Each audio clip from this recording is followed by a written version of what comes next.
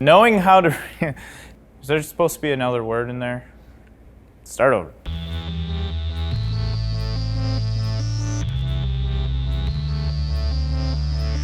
Knowing how to remove your front and rear wheels are an essential part of bike ownership. Today, we are going to walk you through the process. If you're removing the rear wheel, first give your chain some slack by shifting into the smallest gear and chainring. The next step is releasing the brakes. Depending on what type of brakes you have, there may be a couple ways to do this. Higher-end road bikes have a brake release lever built into the brake that will release brake tension. For cantilever brakes, squeeze the calipers towards the wheel's rim to release cable tension and disconnect the straddle wire cable. For linear pull brakes, squeeze the calipers towards the wheel's rim to release cable tension to lift the cable out of its link.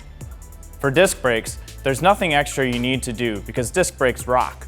The disc pads are fixed and the disc will move in and out between the fixed pads. Next, pull the quick release lever open and loosen the adjusting nut if necessary. You can now guide the wheel out of the dropouts.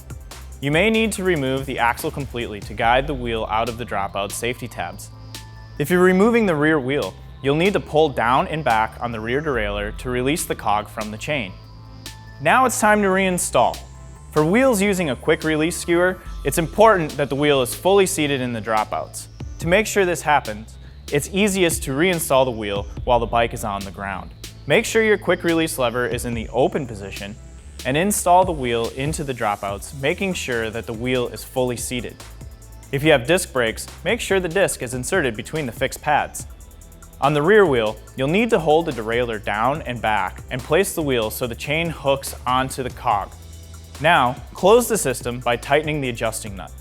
You'll know it's tight enough when you feel some resistance when the quick release lever is about halfway closed.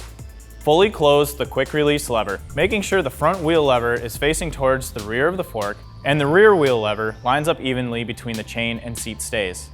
Disc brakes are the exception to this rule. Front wheel levers should face along the front of the fork and the rear wheel levers should sit just below the chainstay.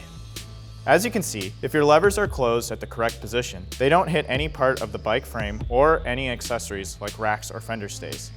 It's important that the lever doesn't contact any other component because this could prevent the lever from fully closing. Lastly, check to make sure the tread is facing the right direction and ensure the wheel is fully seated in the dropout. Reattach your rim brakes and give the brakes a squeeze to make sure the brake pads line up with the rim and aren't rubbing the wheel. To make sure the wheel is secure, lift the wheel off the ground and hit it with a solid blow using your hand. You're good to go if the wheel does not feel loose, move from side to side, or come off. And that's it! You're ready to ride. For more information about your bike and its quick release system, consult your owner's manual. You can also find more information by visiting trekbikes.com or by dropping into your local Trek retailer.